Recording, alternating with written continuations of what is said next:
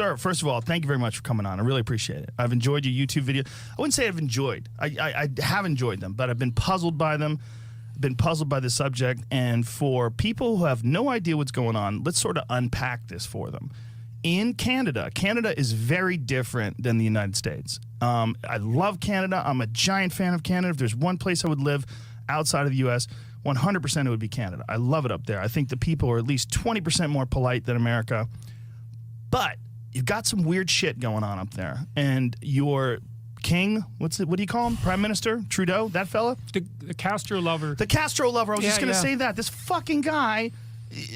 And people have been posting today all the atrocities that Castro committed during his regime to sort of show how preposterous. What's a few thousand firing squad deaths? A few thousand. How about all the different people that they executed and then sold their blood to the Viet Cong? Yes, Did you see that? I tweeted that one this morning. Wonderful. Yes, yes. That wonderful was man. $50 a pint. Yeah, he was a wonderful man, that fucking savage.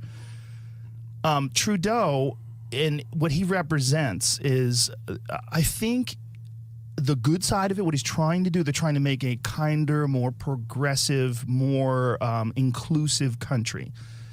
But along the way, what they're doing is they're promoting what you would call online social justice warrior values.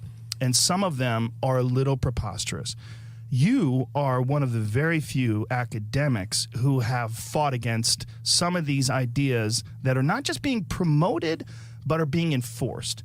And written into law. And one of them is about gender pronouns. What we mean by gender pronouns is not just he and she, but a whole slew of invented gender pronouns that you're going to be compelled to use. Yeah, you're already compelled to use, and likely in the States too, even though people don't know it yet. Certainly in New York, and the employment EEOC has already ruled on that with regards to businesses for the U.S. and yeah, businesses, and I believe also landlords. I think yeah. So if your landlord chooses to misgender you, and not just misgender you, like if you're a transgender woman, you used to be a man, now you're a woman, and they call you a he. It's not just that. Like, you're compelled to use how many? What is the number of them now? Well, there's no standard nomenclature for the non-gender or for the non-binary types. There's many, many invented words. And which of those you're supposed to use is dependent entirely on the subjective choice of the person that you're talking with. Now, most people, I believe, out there listening are going, what the hell are they talking about right now? We're talking about as many as 70 plus invented gender pronouns like Z, XE, Zer, HIR, a bunch of weird ones. And this is for people that don't necessarily think they're a he or a she. So they prefer these things.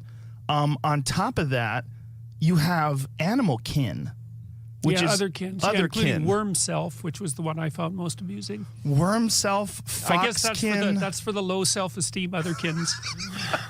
This is people that truly believe that they are in the wrong body and that they should have been born some form of animal and would like you to refer to them as this animal.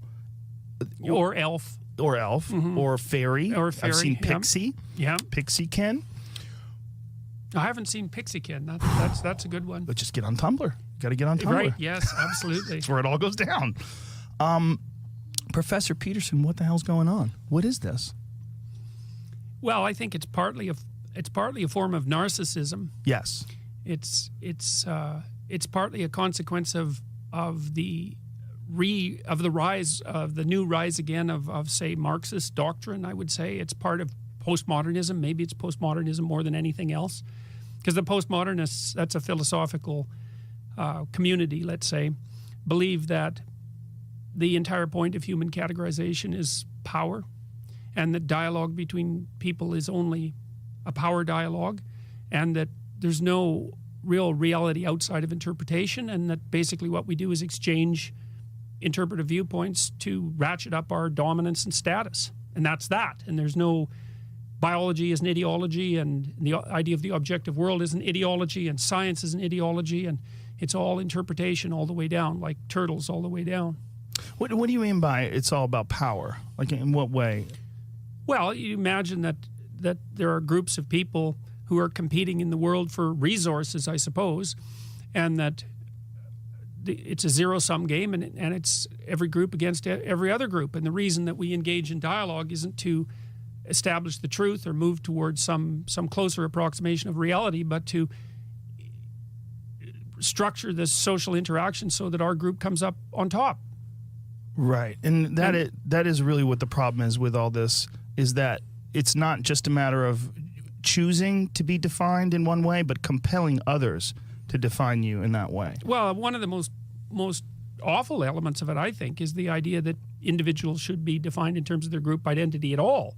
I mean, you could argue, and this is one of these weird inversions that's so characteristic of this chaotic state that we're in, when people originally started fighting against unfair discrimination, and I say unfair discrimination because lots of discrimination is fair.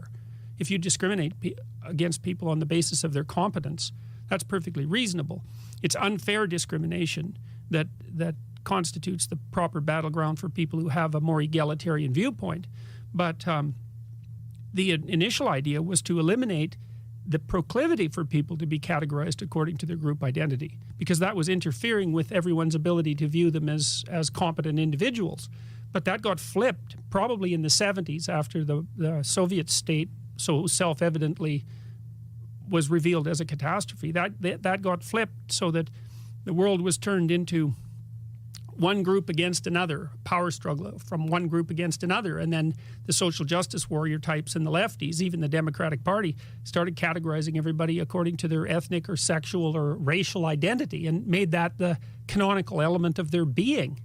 And that's an absolutely terrible thing to do. It leads to, in the Soviet Union, when that happened, for example, when they introduced that idea along with the notion of class guilt. So, for example, when the Soviets collectivized the farms, they pretty much wiped out or raped and froze to death all of their competent farmers. They called them kulaks, and they attributed class guilt to them because they were successful peasants, and they defined their success as oppression and theft.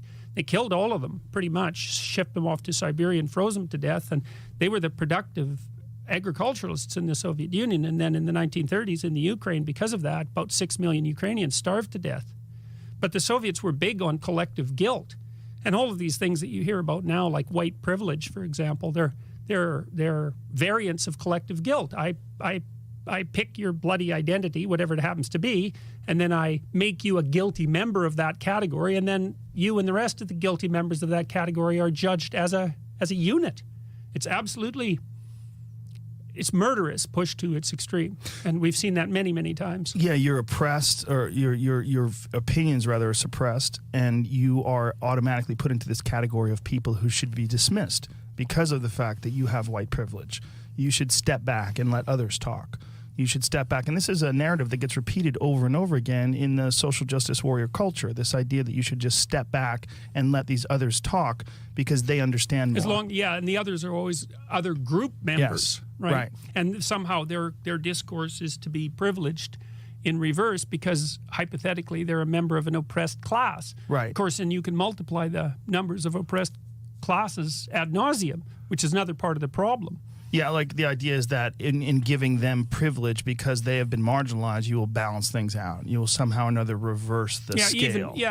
And that's another example of the class-based guilt idea. You know, it doesn't seem to me self-evident that I'm to blame for slavery, for example. I mean, being a Canadian, it's a slightly different situation, I suppose. But the idea that as a member of a culture, that you're somehow responsible for the past sins of that culture, let's say, it's a very, very anti-Western ethos. It goes along with this idea of class guilt because your group membership is the most important thing.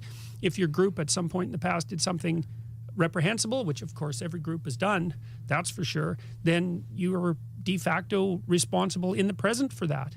How do you think we